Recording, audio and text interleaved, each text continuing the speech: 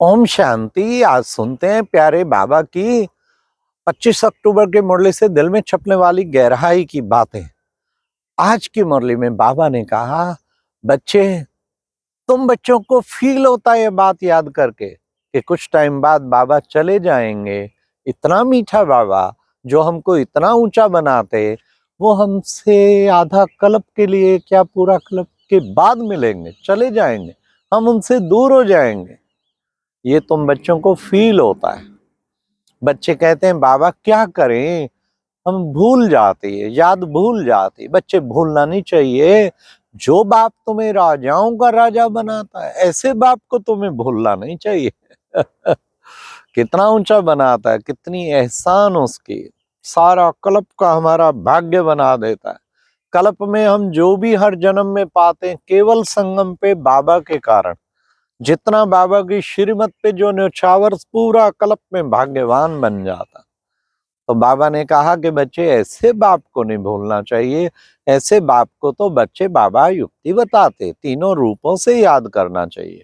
वे बाप भी है तो टीचर भी है तो सतगुरु भी है। फिर बाबा ने कहा, देखो बच्चे, मेहनत किस चीज में है?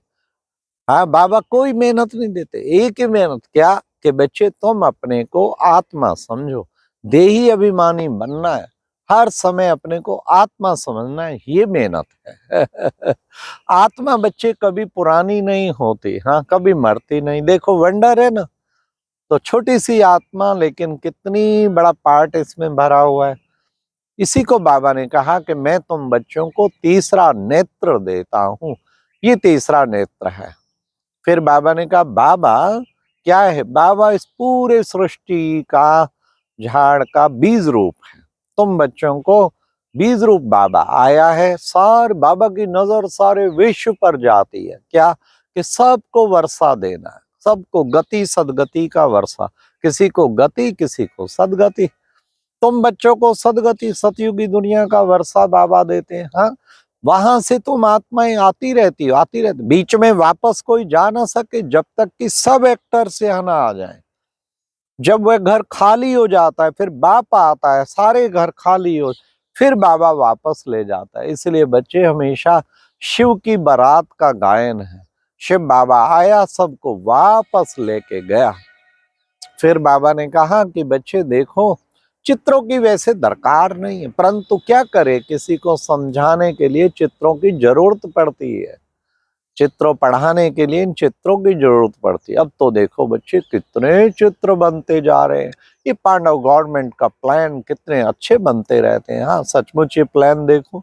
हाँ, एनुअल मीटिंग में देखो क्या क्या प्लान, हर हर विंग वाले धूम मचा के, कोई कुछ कोई कुछ कोई कुछ, कितना प्लानिंग चल रहा है। तो बाबा ने कहा, बच्चे अब तो वापस जाना है और इस दुनिया का, हाँ, विनाश तो होना ही है और नई दुनिया आनी है। कहीं अकाल पड़ रहा है, कहीं देखो बच्चे बाढ़ें आ रही, कहीं भूकंप आ रहे, कहीं लड़ाई लग गई, कहीं कुछ हो रहा है। तो बच्चे, ये तो अब पुरानी दुनिया परिवर्तन होनी ही है और आगे नई दुनिया आनी ही है। फिर बाबा ने कहा कि बच्चे जांच करो। क्या जांच करें? कोई सारा दिन में रात को सोते टाइम जांच करो, कोई सारा दिन में शैतानी का काम तो नहीं किया। विकारों ने हमें, 5 विकारों ने सताया तो नहीं? किसी को विकार बहुत सताते हैं। विकारों ने सताया तो नहीं?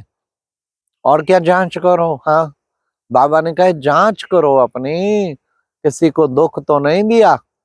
फिर बाबा ने कहा कि बच्चे, तुम बच्चों को ये दैवी गुण धारण करने हैं। ये पढ़ाई, कितनी ऊंची तुम पढ़ाई पढ़ते हो। इस पढ़ाई के द्वारा तुम कैसे ऊंचा पद पाते। जितना जो पुरुषार्थ करेगा उतना उच्च पद पाएगा। इसलिए बाबा ने कहा अच्छी तरह से पुरुषार्थ करना है, पुरुषार्थ में कोई कमी नहीं आनी चाहिए।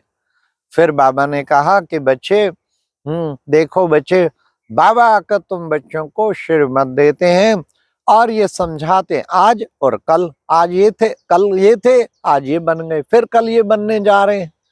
हाँ, कितना ऊंचा बनने जा रहे हैं बच्चे। सतयुगी दुनिया में क्या बन जाते हैं? अरे वहां तो अपरंपार सुख और यहाँ है अपरंपार दुख। तो इसलिए अब दुख धाम से सुख धाम ले जाने वाला तो एक बाबा है ना, वही आके हम सब बच्चों को दुख धाम से सुख धाम में ले जाता।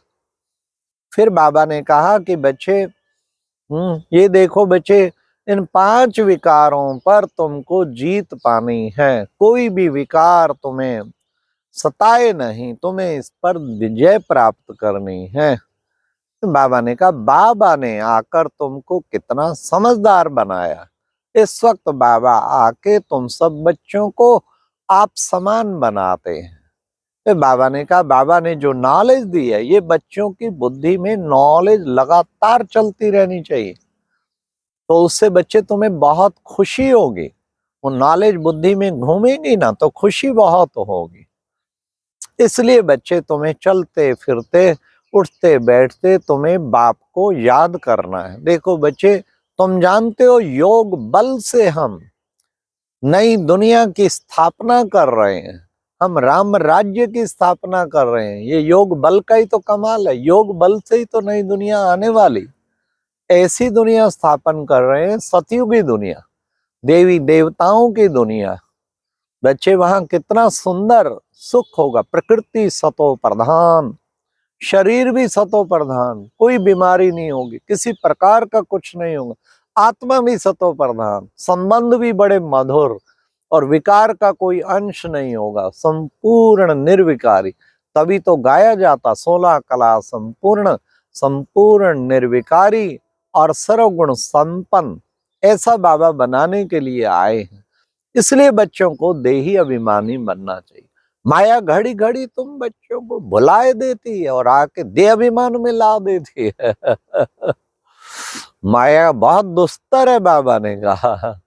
इसलिए तुम घड़ी अभी अभी याद करते हो, फिर तुम भूल जाते हो। तो तुम बच्चों को भूलना नहीं है, घड़ी घड़ी बाप को याद करना है।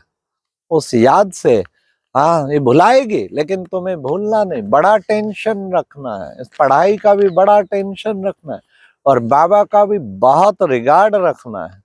जितना रिगार्ड रखेंगे उतना ही बाबा के दिल पे चढ़ते जाएंगे। हम बच्चों को बाबा के दिल पे चढ़ना है, ऐसा पुरुषार्थ करना है।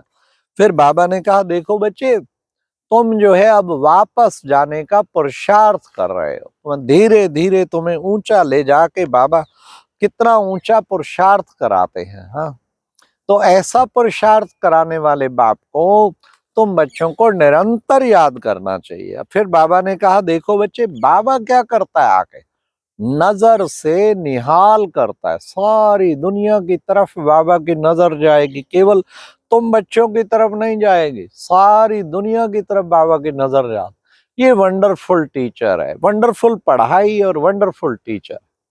फिर बाबा ने आज की मुरली में वरदान में कहा कि बच्चे, क्या संपत्तिवान भव, वरदाता द्वारा सर्वश्रेष्ठ प्राप्तियां करने वाले, संपत्ति का वरदान प्राप्त करने वाले संपत्तिवान भव। बाबा ने कहा, वरदाता के द्वारा कितनी संपत्ति तुम्हें मिलती। वहां तो धन कितना भी हो तो भी संतुष्ट नहीं रह सकता, लेकिन तुम्हारी बड़े से बड़ी संपत्ति शांति की, आनंद की, प्रेम की, ये संपत्ति सबसे बड़ी है। और ऐसा संपत्तिवान आके बाबा ही बनाते हैं। संपत्तिवान भव, धनवान भव, ज्ञान का धन दे दिया, धनवान भव। आयुष्मान भव, बता दिया कि आत्मा तो कभी मरती नहीं, अजर अमर, और सतयुग में भी 150 वर्ष आयु। आयुष्मान भव, बुद्धिवान भव, ज्ञानवान भव।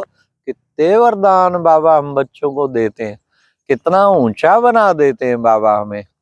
तो आज की मुरली में फिर स्लोगन था, स्लोगन भी बहुत अच्छा था कि सच्ची साधना के द्वारा क्या करना है, हाय हाय को वाह वाह में परिवर्तन करना है। जब भी कोई नेगेटिव चीज होती ना, हाय हाय ऐसा क्यों हुआ, ये बुद्धि की हाय, मुख से ना भी बोले, मन हाय। जो चीज मन पसंद नहीं करता तो हाय। कहीं बहुत वेट लेट हो गई ट्रेन, हाय निकलता कि आज इतना ही लेट होने थी, कैसी है ट्रेन, ये हाय हाय ही तो है। किसी के साथ किस शरीर का हिसाब किताब है तो हाय हाय, मेरा ही शरीर पीछे क्यों पड़ा हुआ है। ये हाय बाबा ने कहा नहीं निकलना चाहिए। हाय हाय को तुम वाह वाह में परिवर्तन कर दो तो तुम बाबा के बहुत श्रेष्ठ बच्चे बन जाएंगे।